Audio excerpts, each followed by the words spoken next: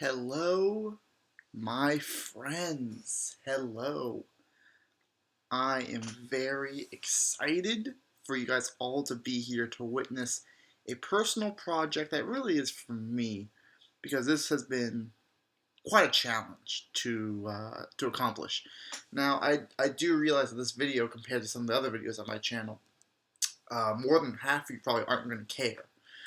Only people with elite ball knowledge, by ball I mean UFC MMA knowledge, will appreciate this list, or maybe not appreciate it very much at all. But today I bring you, for whether you are a casual or a hardcore, I will explain myself very well, and you will understand. And for the people who are more of the casuals who want to watch this video just because you love me so much, thank you. This is definitive. This is the factual top 15 fighters, alright? Sure, this will update. I won't do this again, though, for a very long time, probably the end of 2025. So this is a once-in-a-year type of thing, right? But this is definitive, not opinion. This is all factual.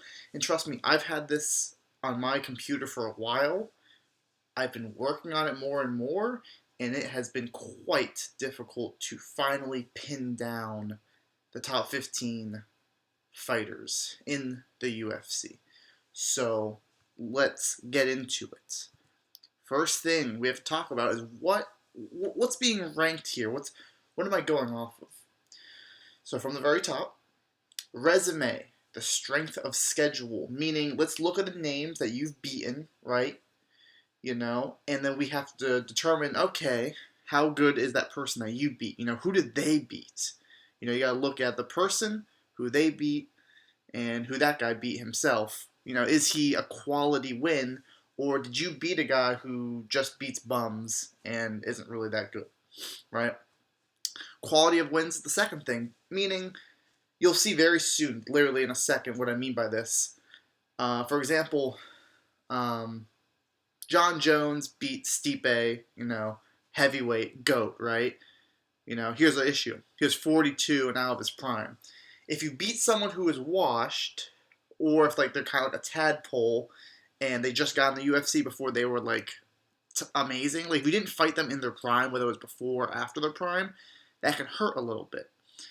So yeah, record, simple wins or losses. That's my third most important. The era. Now, I agree with all sports, basketball, football, MMA. I do tend to favor the new bloods more than the unks because it's just more skillful. It's harder to be a top contender. There's a lot more skill involved these days and less steroids. In this picture, we got Brock Lesnar, WWE legend, MMA champion, roided to the gills. And he was a roid monster. So, Brock Lesnar's not on this list, just so you know. Number 5, title reign. How many wins, for the belt, defending the belt, did they win? That doesn't matter as much as the other things. You'll see why later. And then the 6-man, skill. I mean, we're not really going off of that, but I will sometimes mention in favor of some people how skillful they are all the time. Going backwards real quick, I forgot to mention, I am not including John Jones. Some of you may heard, even the casuals, maybe have heard that name, John Jones, the GOAT of MMA. I'm not including him for 2 reasons. The main one being that I saw somewhere that I don't want to put Jones number 1 anyway. Mostly because he was a cheat, and he's one of the biggest cheaters in MMA history. And, they say, a rule of thumb is you're either going to put John Jones number 1 and not care that he cheated and took steroids and eye pokes all the time, or don't put him on the list at all. So it's either just go, I know he cheated, I don't care, let's put him number 1 because he is the best, or be like, okay, that's valid that you think that. He's going all the way, not on the list at all. And my number 2 reason is because it's boring to always put John Jones at number 1 or number 2. So he's just not on the list, which gives opportunities for other guys who wouldn't be in the top 15 in the top 15. So no John Jones, no quote-unquote GOAT. So let's get into it with number 16. Yeah, I said 16 because I messed up making all these slides, and I made, I forgot to count, and I have a 16-man. So yeah. Israel Adesanya. Israel Adesanya, second best middleweight of all time. 24-4, he beat Alex Pereira, who's the current champion, Robert Whittaker twice, even though the second one was kind of a robbery. Paulo Costa in this picture, that was a great win. Derek Brunson, good win. Kelvin Gastelum, solid win. Arvin Vittori, solid win. Listen, Prime Adesanya, which is hard to pinpoint because, like, either he was having the most boring fights or look how big this guy's feet are.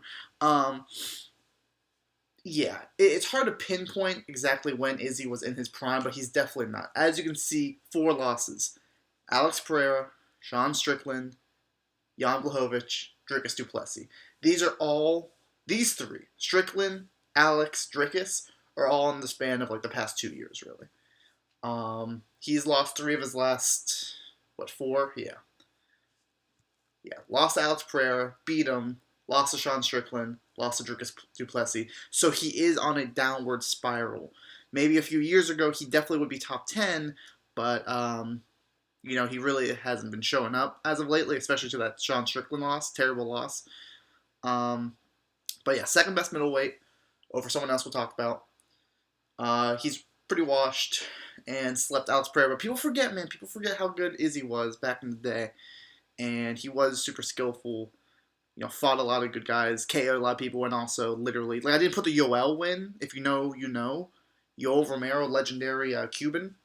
Because he did nothing and won a decision that was like a titter-tatter of nothingness going on. So, yeah. Number 15. Stay in your fucking base, yeah. You do what you're told. Conor McGregor. We're putting McGregor at 15 when in today's era, most people don't even put McGregor in their top 15. Sometimes people don't put him in their top 20. Listen, all of you watching this video, if you're still watching, listen to me yap, you know who this is. You know who Conor McGregor is. He is one of the most influential athletes of all time. Well, to an extent. Maybe not of all time, but people know this man. Maybe not because of his athleticism or, his contributions to a sport, but his actions outside of the sport. McGregor is 22-5-1. I think I literally added that one because of you know what. If you know, you know. His notable wins, Max Holloway when he was, I think it was his second fight ever in the UFC. Dustin Poirier, 145 pounds. Eddie Alvarez. Jose Aldo, 30 seconds. And Chad Mendes, right? These 3 wins right here made Conor McGregor. Beating Chad for the interim title. KOing Aldo 13 seconds. And absolutely putting a clinic on Eddie Alvarez. This is it. Take away just one of these, and McGregor isn't top 15, probably not top 20. Especially this Aldo win. This Aldo win is what made Conor McGregor. And is why he's even on this list, really. Losses, well, got knocked out by Poirier. Respectable. Got submitted by Khabib. These 2 are respectable. These are 2 of the best lightweights of all time. You can't hate on them too much, right? But this, I did not put Diaz as a notable win because it's not. Diaz was good. Nate Diaz was a ranked lightweight when they fought, and Conor McGregor had to jump up 2 weight classes from 145 to 170 to fight Diaz on short notice, kind of. And he didn't even hit 170. He weighed in at 167.5 going to fight Diaz at 170. So him getting choked out by Diaz, it's like, it makes sense. And he avenged that loss because he won the second one. But yeah. And my note that I have for him is Conor McGregor could have been way higher on this list if he stayed away from the partying and never went to go box Floyd Mayweather. But he did. And offside of the ring, Conor McGregor is, let's be honest, degenerate, not a great human being, and he's never going to fight ever again. And he's, I would say, washed. Just because he chose to do other things outside of UFC. Number 14, Max Holloway. If you guys remember April of last year, that crazy knockout you probably saw a million times on different sports channels. Max Holloway knocking out Justin Gaethje at UFC 300. Great fighter. I would say the 3rd best featherweight of all time. 26-8 record. Notable wins include Jose Aldo twice, finishing both times. Gaethje, like I mentioned. The Korean Zombie. Arnold Allen, that's a good win. Yair Rodriguez, Jenna Ortega, Frankie Edgar. Losses, he lost Conor McGregor, like I talked about a few minutes ago. Elia recently, what are you going to do? Dustin Poirier twice once at featherweight, once at lightweight, and Volkanovski 3 times. These literally are the best of the best. So, it makes sense. It's okay to lose to certain, these type of guys, really. And he's still in his prime right now, really. So, yeah. Like I mentioned, only best of the best that he lost to, and he is what I would say, the 3rd best featherweight of all time. Congratulations, Max Holloway. Number 13, Jose Aldo. Like I mentioned, Noah, why are you putting Aldo over Conor? Conor slept in 30 seconds, bro. Jose Aldo's legacy in MMA is kind of better than Conor's. He's 32-9. He beat Faber, Chad Mendez, that's a good win. Frankie Edgar, the Korean Zombie, Chito Vera, Rob Font. His losses, Mauro Batista, terrible loss. It was a robbery decision. He was held against the cage. Max Holloway twice, Volkanovski, Peter Yan, Conor, obviously, Merab, and Marlon Race, whatever you say his name, right? Jose Aldo, though, before Conor McGregor, had 10 title wins in a row. He won the belt and defended it 9 times and going on his 10th against Conor. People need to remember that Jose Aldo was undefeated until he ran into Conor McGregor. And my other reason why Jose Aldo is here over Conor and, number 13 all time is he has success in another division, which is weird because it's the 135-pound division. So he went down as he got older, which you never see almost. Most people just go up in weight because it's harder for them to cut weight. And he had success at bantamweight at 135. Wins like Chito Vera, and Rob Font. They're not crazy wins, don't get me wrong. But I think he has 3 wins in bantamweight. And he was I think he still is ranked. But yeah, Jose Aldo, number 13. Put some respect on Jose Aldo. He made Conor McGregor, basically. Number 12, Kamaru Usman. 20-4 record. 2nd best welterweight of all time. He beat the likes of Colby Covington twice. I'm going to smash your dad. I broke your face. Jorge Masvidal, Gilbert Burns, RDA, Sean Strickland, when Sean Strickland was still fighting at 170 pounds. Tyron Woodley, who was 40 when he won the belt off of him, but Tyron Woodley's the 3rd best welterweight of all time. And Leon Edwards. All these wins are good prospects like Colby, Jorge, and Burns, or legends like Edwards, Woodley and RDA, right? These are amazing wins. His only losses are head kick by Leon Edwards once, lost a dominant decision by Edwards, and he lost to Hamza on a short notice fight where they were like, hey, we need you to come fight this guy at 185 pounds. And Usman was like, yeah, I can do that. And he made it competitive for the most part. Kind of. He got 10-8 in 1 round. He was active when he was a champion, more than Leon was. He was fun, and he beat... These are all the best of the best. The Sean Strickland, he wasn't when he beat him, but still a good win. Number 11, Anderson Silva. Now, if you know anything about MMA, or you know anything about UFC, if you look at that Mount Rushmore, you Google Mount Rushmore of UFC fighters, most people put Silva in the top 4, right? Here's the thing about Anderson Silva. He fought plumbers, like it says down below. He fought in an era where I think he was also juiced up, definitely juiced up. Everyone was juiced up. And he was definitely ahead of his time on his striking. And he holds the record of 16 wins in a row, which is crazy and might not ever get broken, although it could. The guys he were fighting, if he fought today at middleweight 185, majority of the dudes who fight at 185, even in his prime, would probably beat him. Dricus du Plessis could beat Anderson Silva. Prime for prime, Adesanya could probably beat him. Not Sean Strickland. Hamzat would eat him alive because he never really faced like top wrestlers besides Sonnen, right? So let's talk about notable wins. Chael Sonnen. Chael Sonnen, if you don't know, is the guy that you see memes of talking about, trash talking and amazing. One of these wins that he has over Chael Sonnen, he was losing the entire fight and then threw up a submission on his back last round of the fight and won. But he was being dominated the entire rest of the fight. Vito Belfort, Forrest Griffith. Like, this is all I could get of names that even matter. The rest of Silva's 34 wins aren't that good. Losses. Michael Bisping is one of the worst champions ever. DC valid. And then Chris Weidman, dude. Chris Weidman should not be. Chris Weidman would barely be ranked today.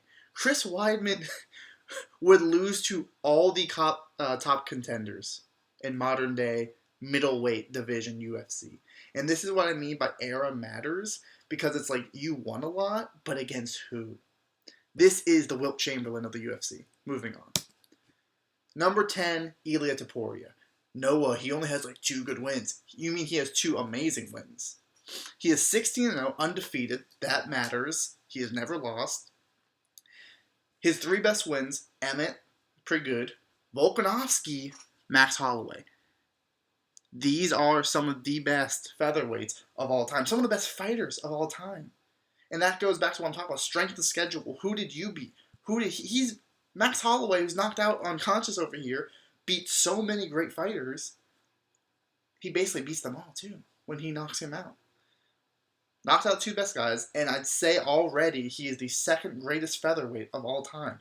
And Ilia can chase GOAT status of the sport. He's still young, still hungry, wants to be a double champ, and he is the current 145-pound champ. Very skilled, too. Very skilled. Amazing grappling. Amazing jiu-jitsu. Elite striking with maybe the hardest hitting punch in the entire sport besides someone else that we're getting to right now. Number 9, Alex Pereira. Yes, I'm putting Poatan in top 10 already. 2-time champ, current 205 light heavyweight champ, 12-2 record. His only loss in the UFC is Israel Adesanya when he got KO'd flat. His wins, though, Israel Adesanya, Jan Blachowicz, Sean Strickland, Yuri Prochazka, Jamal Hill. What did these all names have in common? They were all champions at one point. He only beats champions. He has only beat champions. The only win I haven't put on here, because it's not that impressive, really, is... I put Yuri twice. He beat Yuri twice. He TKO'd Yuri twice. I didn't put Khalil Rountree on here that we watched in Gainesville after the UCF-UF game. And that's because Khalil Rountree didn't really deserve that title shot. But he finished him too. He finishes almost everyone besides Jan. That's great. 3rd best light heavyweight of all time. 2-division champ. Unlimited aura. Like he's Thanos. Because, his wrestling isn't that good. He does not care. He will just KO you with his left hook. Head kick maybe. Chew up the legs of the kicks. Big body shots. Put you away. Number 9. All right, everyone bear with me the next one. Merab, number 8. Now, those of you who actually know the sport, or might be like, Noah, why the fuck are you putting Merab, the decision merchant, at number 8 all time? That's simple. Merab is amazing.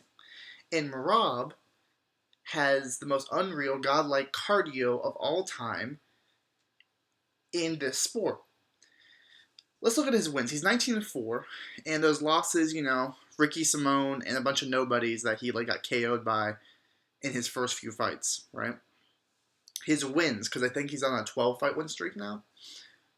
Sean O'Malley, former champ. Peter Yan, former champ. Henry Cejudo, former champ. Jose Aldo, former champ. These 4, and then he beat Umar just this last Saturday. Dagestani literally trained under Khabib. Khabib literally gave this guy no breaks during training camp. Majority of people were picking Umar because, Dagestani wrestling, better striking. I don't get it though. Why did people pick Umar? Like his striking, I wouldn't say Umar's striking is better than Sean O'Malley's or Peter Yan's. And Umar won the first 2 rounds, but you know what happened 3, 4, and 5? He used his top cardio that we've ever seen to mog him and to hit emotes. He literally hits emotes on people mid-fight, both O'Malley, Umar, Cejudo. He's emoting. He's kissing them. He's patting them. He's talking to the people outside because he knows you can't beat him. It's ridiculous. And he is officially the bantamweight GOAT at 135 pounds. This guy, this Georgian right here, is like I don't see many people beating him. Maybe O'Malley catches him, but he has a pretty solid chin. His striking is good enough. His wrestling is good. But that's the thing, his wrestling is not elite. It's not like Khabib's wrestling. But you know what he does do? He just keeps on shooting takedowns. Takedown, takedown, takedown, takedown. Over and over and over again. Not getting tired. The other guy's getting tired because he keeps on defending this little goblin. He's like, please stop trying to take me down. You know what he says? He goes, no. And he shoots his 100th takedown in the 4th round. He's like, God, please. And he gets taken down. Not because he's the most technical wrestler in the whole world, but because it's the 5th round, and Umar was sitting on his bench with his coaches being like, you got this, you got this. Merab was standing up. He was just standing up being like, yeah, let's go. Another round. Let's go. Ridiculous, man. Insane resume. Insane cardio. He can beat majority of people in flyweight, bantamweight, and probably even featherweight.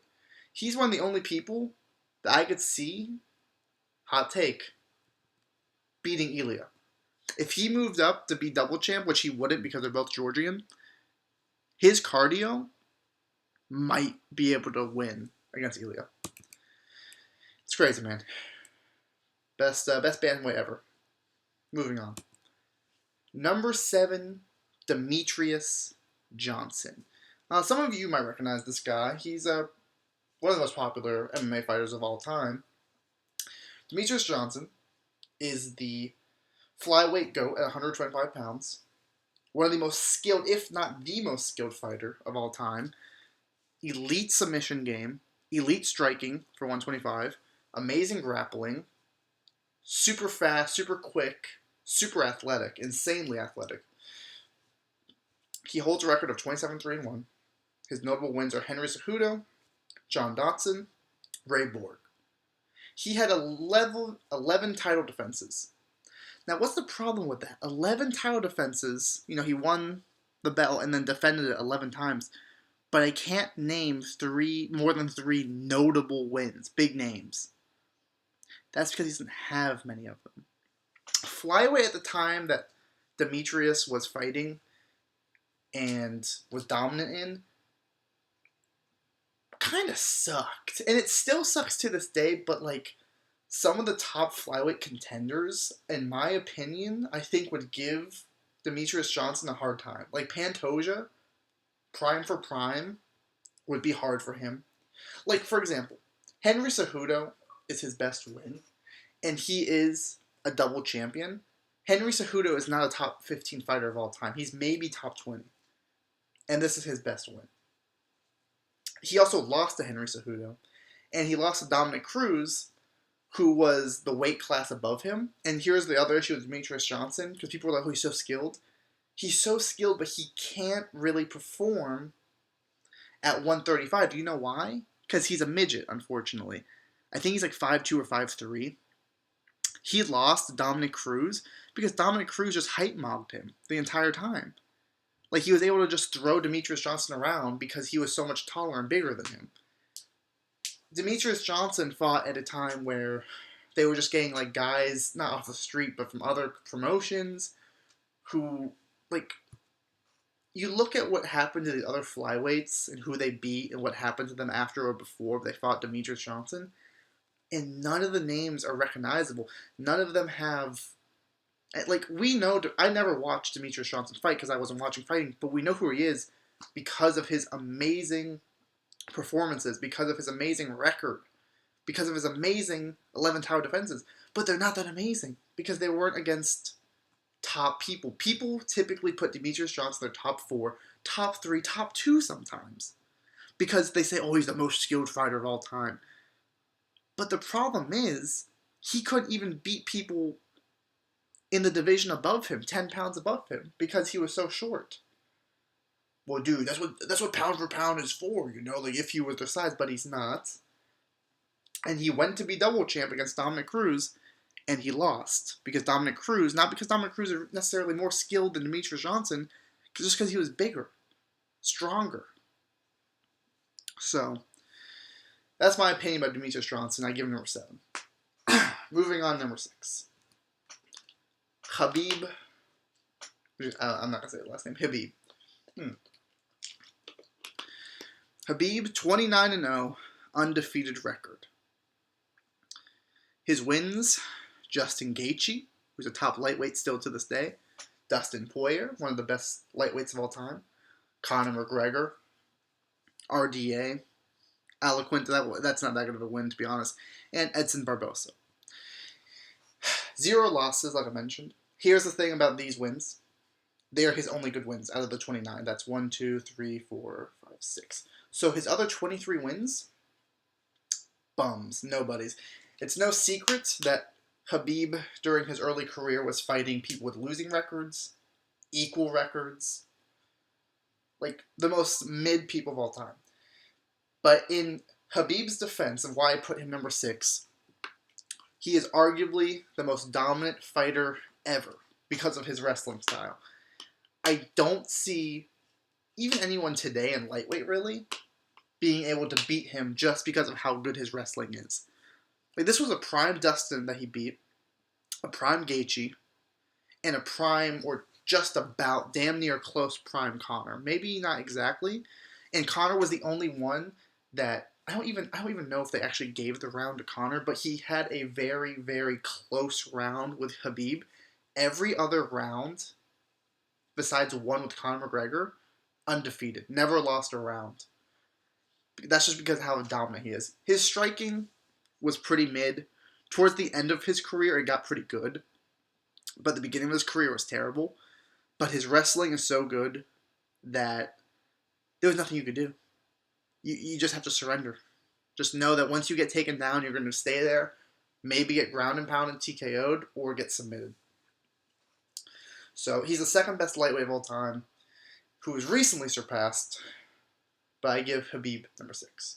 Let's move on to number 5. Number 5, Stipe Miocic.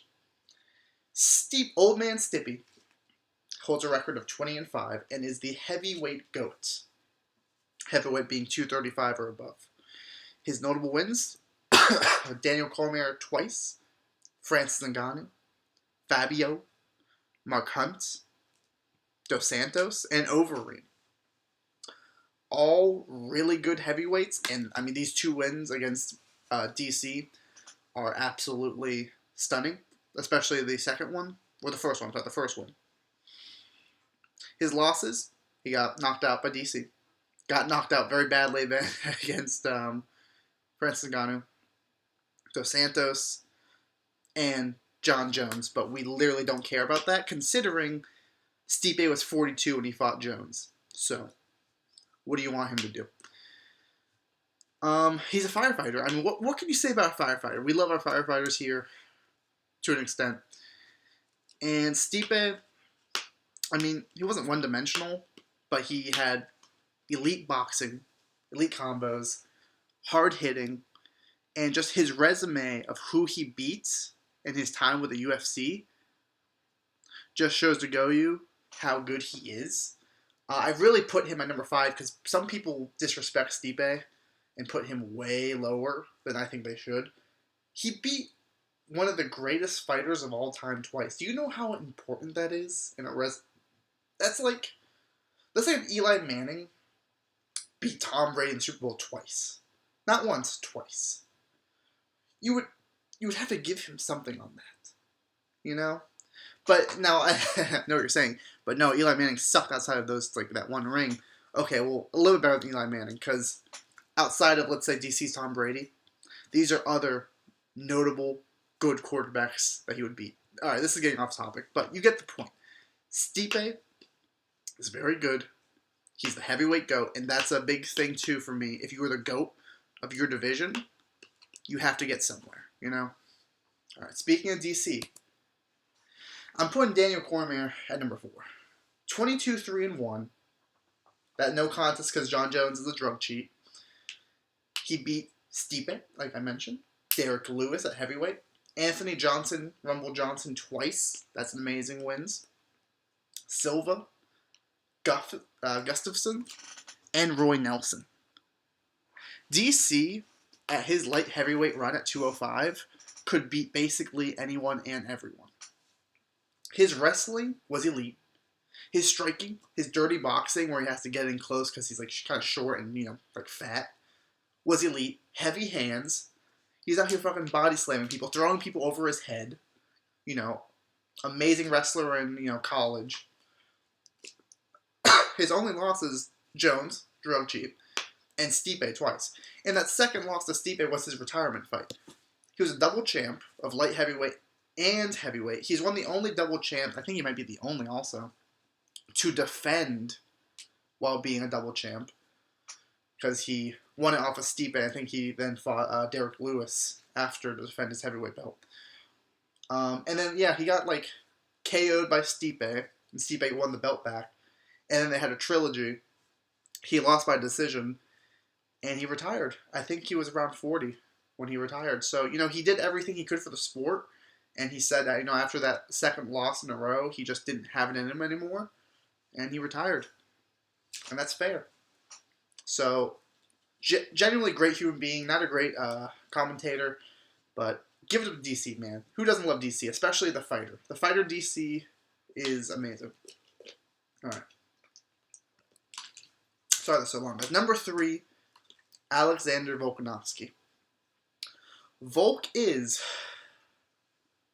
featherweight GOAT, former number 1 pound-for-pound fighter. And, I mean, look at the wins. 26-4. 3 of those wins are against Max Holloway, another top 15 fighter. He beat him 3 times. That third time was dominant. Beat Jose Aldo. Beat the Korean Zombie. Beat Ortega, where he got out of that really bad submission. Beat Chad Mendez. And beat Yair Rodriguez like he fucking owed him money. Volkanovski, extremely skilled. Amazing resume. Yes, mostly because he beat Max Holloway 3 times. But once again, like, if you beat the guy who's also, like, number 1 contender 3 times, it's like, who else do they want you to fight? Why else would you fight below him? And he did. Jose Aldo, 4-time champ. TKZ, amazing contender for most of his career. Ortega, amazing contender. Fought for the belt against Volk. Chad Mendez was a UFC legend. Not top 15, but good. And then Yair is more of a recent top contender out of everyone else, the other names. And he beat him like he was nothing. His only losses, Islam Makhachev, that he gave his hardest fight to him. You know. Then he got head kicked off of like 3 days' notice. You know, he was like fat on the couch and then got head kicked. And then he got knocked out by Ilia Topuria, his next fight. These 2 are top 10 fighters all time. So, him beating Max Holloway 3 times, being the former number 1 pound-for-pound, and the featherweight GOAT, I think Volk is very fairly top 3. I could see top 5, especially if you put John Jones. But you have to have Volk pretty high up. Shout out to Volk, man. Number 2, who just fought this Saturday, Islam Makhachev, the current lightweight 155-pound champion. 26-1, he has not lost until it was his second fight in the UFC where he got horribly KO'd, and that guy is now out of the